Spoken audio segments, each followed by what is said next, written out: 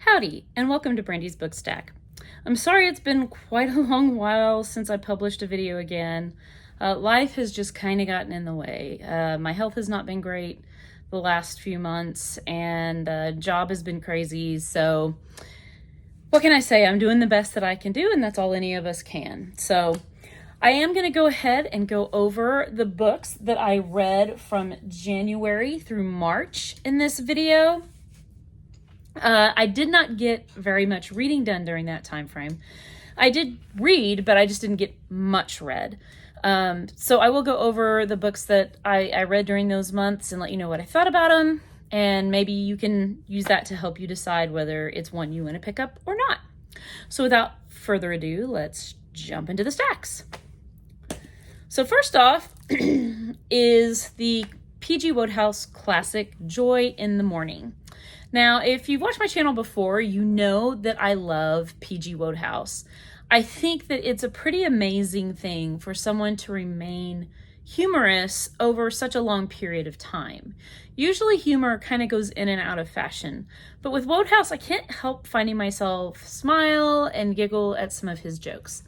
Now, that said, I do feel like in reading this was the first novel of Wodehouse's I've read, and I really feel like his stories benefit more from a short story format. I think that his characters, if you're not familiar, are the famous Jeeves and Wooster. Jeeves being the butler. So if you've ever heard anybody refer to a butler as Jeeves, this is where that comes from. Bertie Wooster is his aristocratic and bumbling idiot of a boss, but he still manages to be somewhat lovable. And we follow them through a series of scrapes where Bertie screws something up and Jeeves ends up saving the day, although often at least a little bit at Bertie's expense. It's sort of a schadenfreude novel for the British underclass to kind of feel good poking fun at the elite, which is great fun, I must admit. But again, I think that the longer format does kind of make the jokes go on a little too long. Because of that, I would say this is about a 3 for me, even though I ordinarily just really love Wodehouse. But if you're looking for a place to start with him, I would definitely suggest picking up a short story collection. The first thing I read was Meet Mr. Mulliner, which is a series of short stories that feature various characters. It actually doesn't have Bertie and Jeeves in it, but I think you would really like that as a good jumping off point because there were a bunch of short stories over various topics. But nevertheless, it's still not a bad read. Wodehouse is always fun, but maybe just pick a shorter format story for that. The next book that I finished, and I know we're talking about January to start, but I started it at Christmas time, was A Very Scandinavian Christmas. This is a series of short stories by Scandinavian authors. Now, I have several books in this series. I have the French version. There's a Russian version. I don't have that one. There's an Irish version, and I have that one as well. And some of these collections do tend to focus more on modern storytelling. And most of our modern stories, I don't know why this is, but most of our modern stories tend to be a bit more dour and cynical. And I don't like that at Christmas time. At Christmas time, I want cozy. And this was very much more along a cozy theme for the most part. There are a couple of more of your modern cynical takes, but for the most part, these are more cozy, enjoyable Christmas stories. So if you feel the same way I do and you're wanting to pick up one of these, the Scandinavian Christmas might be the best option for you. I would say this was about a 3, again, about average. It was enjoyable, but it wasn't anything like, oh, every Christmas I'll have to read this because it was so incredible. Just kind of middle of the road, but was enjoyable and worth reading. So the next one I read, I cannot find my copy of it, and I don't know what the heck I did with it. I'll probably stumble upon it as soon as this video is done, and that is An Irish Country Christmas by Patrick Taylor. And if you've watched my channel before, you know I'm a huge fan of this series. And I keep wondering if it's gonna get bad. And eventually these are gonna get silly or repetitive, and I'm not gonna wanna read them anymore. But every time I feel like he knocks it out of the park. These books follow a young doctor and his apprenticeship with his older, gruff mentor, Dr. Fingal O'Reilly. And they're just really fun. Even though his mentor is kind of grumpy and gruff, at heart he has a really good heart and a desire to help his community. And it just makes the stories cozy, but not schmaltzy and make you feel dumber for reading them.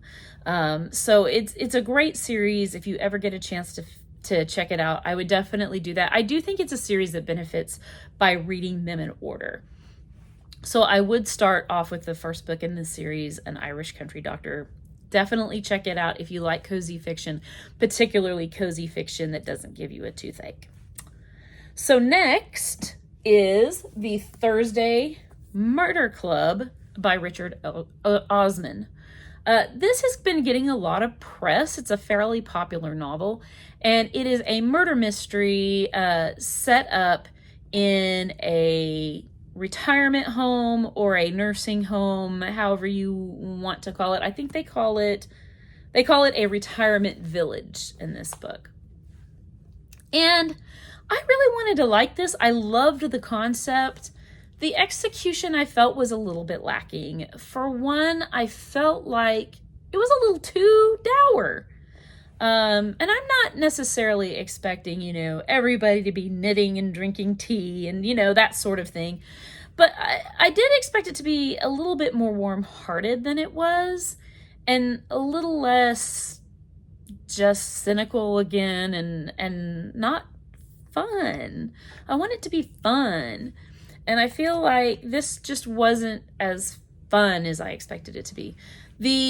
I do think it does a good job of showing people in the older community as people, not just as some sort of elderly stereotype. So I like that. They all had distinct personalities.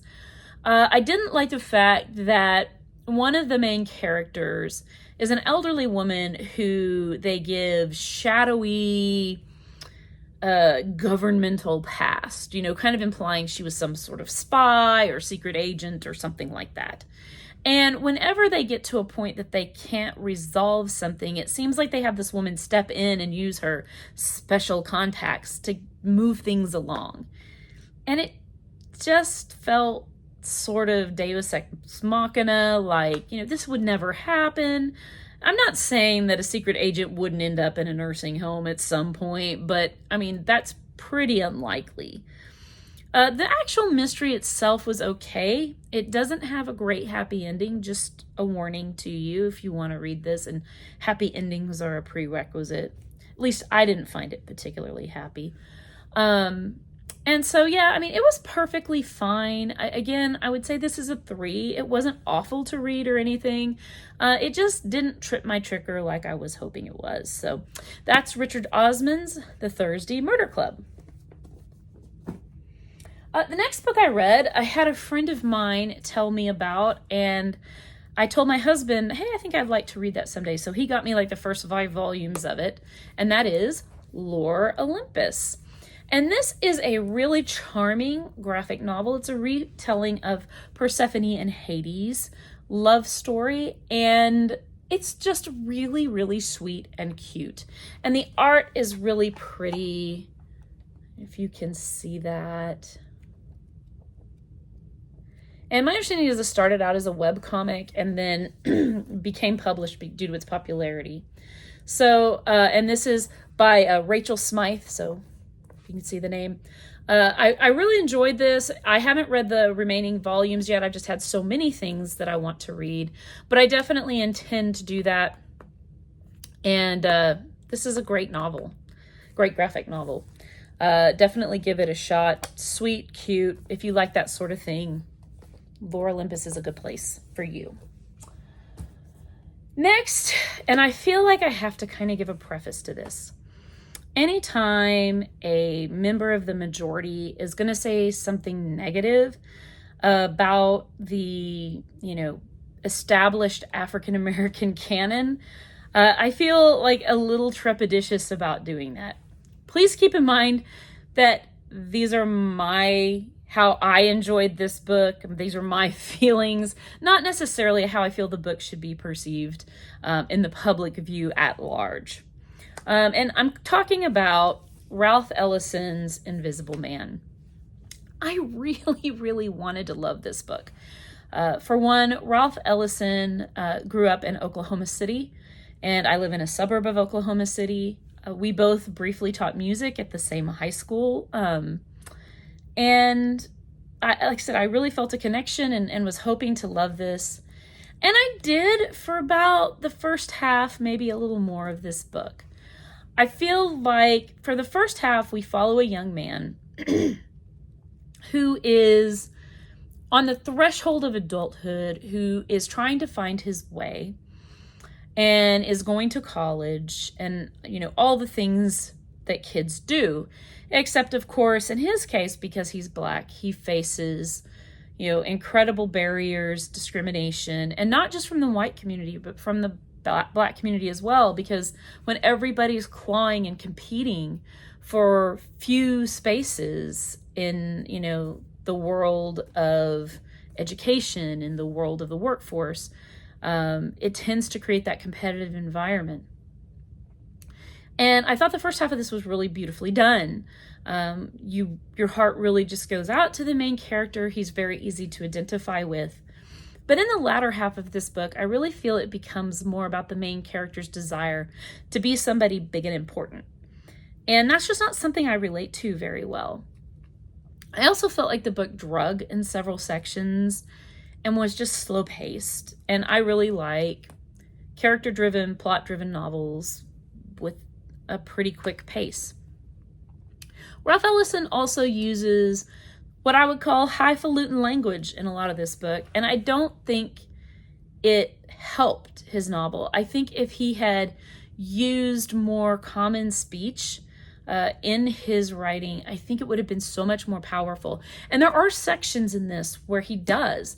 When he talks about a particular reverend who was a noted orator come to his school and give a speech, and he outlines that speech in here, and it is so powerful, and the language he uses is plain. And if that whole book had been like that, I just think, wow, how incredible that would have been. I also feel like there was a Deus Ex Machina moment in this novel where the main character's in an industrial accident, and they do pay for a certain amount of medical treatment for him, but when he leaves, that's still pretty broken physically and mentally. A woman finds him on the street and just brings him into her home and lets him live there without paying rent. And I just felt like that was so unrealistic. Earlier on in the novel, we show an elderly couple being thrown out of their house. Nobody even offers to take them in. And I'm thinking, a young man on his own, somebody's just going to take him off the street. I just found that so unbelievable. And again, I felt like just the focus on politics and the focus on becoming somebody big and important, that's the point where it just kind of departed from the novel a bit. Although it does do a really great job of highlighting the difficulties that a Black man or woman would face in society at that time. And it certainly was powerful and had a powerful impact on our society. For me, it just wasn't all that enjoyable, to be frank. And it, like I said, it really drug in parts. And for that reason, I'd say for me, for my personal enjoyment, I would say this is like a 3.5. I don't think I'll pick it up again. I think, this is one that I have read it. I think I've got what I'm going to get from it, and I'll let somebody else enjoy this book. But that's kind of my feelings on Ralph Ellison's Invisible Man. Next is a short story collection by P.D. James, the noted mystery author, called Sleep No More. This was incredible. Even if you don't like short stories, I'm not a huge short story person, but this hit for me. Every one of these short stories is a short story where the murderer got away with it. And it's told from varying perspectives. In some cases, it's somebody, not the murderer, who knows the murderer got away with it. In some cases, it's the murderer themselves. Some cases, there are consequences to their psyche or to them personally. Some cases, there's not. But it's just a really wry, kind of dark humor sort of novel. And not usually my thing either. I usually don't like dark fiction, but this was just so fun. And I could read this on my lunch break and read a story or two. And so I went through it really fast. So if you get an opportunity to get your hand on P.D. James' Sleep No More, I highly recommend it. This was 5 out of 5 for me. Just stellar.